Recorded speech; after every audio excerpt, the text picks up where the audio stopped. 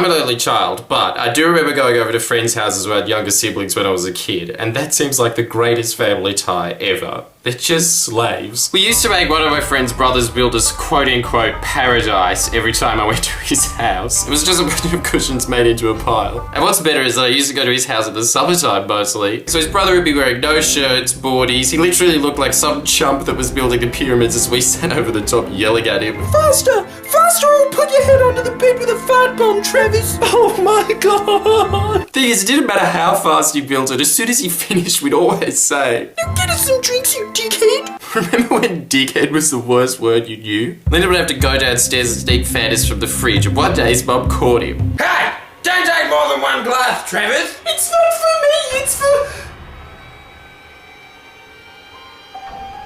Please, I just need more than one glass. Why? That actually happened. Then when he'd give it to us, we'd say, "You put something in this, didn't you, Travis?" "I didn't!" And he didn't. We knew he didn't, but we'd always say it in a German accent just to make it sound as sinister as possible. Under the bed! We'd then throw him under there, spray some fart gas in there, or if we had one in us, we'd pop one out as he screamed with terror. Shut up or you'll get us in trouble, Travis. I love how we used to go out of our way to ruin his day as much as we possibly could, and then ask him to do us a favour by not getting us in trouble for it. And the weirdest thing is that he actually did. He'd usually say, "Oh, sorry." The ultimate tragedy is not the oppression and cruelty by the bad people, but the silence over that by the good. Martin Luther King Jr. A former housemate of mine was sitting around with his little brother at around the time when The Simpsons started to get really bad, and this episode was so awful that he started beating up his little brother simply because of that reason. Get off me! Get off me, Kevin! And I don't know how popular this movie is, but it's known as The Typewriter. I feel like that explaining this will be like when the media says that there's a disturbing trend amongst youths and then they go on to explain exactly what that is. They're calling it the King Hit. It's completely out of control and we're going to show you exactly how to play it right after this message. Buy t-shirts from Lonely Kids Club. Yeah, they gave me a couple of t-shirts, but I genuinely think they're awesome. And how good is the name? Lonely Kids Club. But as much as I like to not state what a typewriter is, it's too good to pass up. It's like the Rock's rock bottom move for annoying kids. Apparently you sit on your brother's stomach and then start to poke his chest saying, "Dear Morgan, I'm going to tell you that he snores." just like a typewriter. Naturally, as soon as he had the opportunity, Kevin's little brother kicked him in the nuts.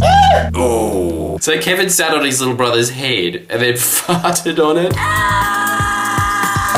Total dominance. The little brother at that point has no choice but to think, Okay, this is gonna have to wait for round 2. Round 2. Kevin's little brother came back the next day while Kevin was looking for his loose change jar. You can stop looking, Kevin. And then Kevin's little brother started doing that little victory thrust that 10-year-olds do when they don't know that they're horny yet. Oh, Kevin's money, boys. Right. Kevin's little brother knows that he's gone way too far by the look at his brother's eyes, and he starts running down the hallway. His brother grabs him and drags him into the shower. This was in the middle of winter, by the way, and he was fully dressed, and his brother just turns on the cold water and puts him in the shower. His little brother tries to use reverse psychology. I love this shower. It's so refreshing. And then he does that squeal that little boys make that's not like the sound of a girl screaming, it's just a pig squeal.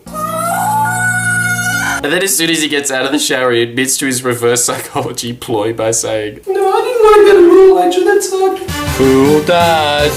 Here's where you come in. If you have a finishing move designed to torture younger siblings, chuck it into the comments box. And if there's some good ones in there, and I'm sure there will be because they're all talented, we'll make a quick how-to guide of the best ideas and chuck it up on the net so for the rest of eternity, people have a more efficient way of making their brother or sister's lives more miserable. Show them no mercy! Please press the subscribe button now. Come on.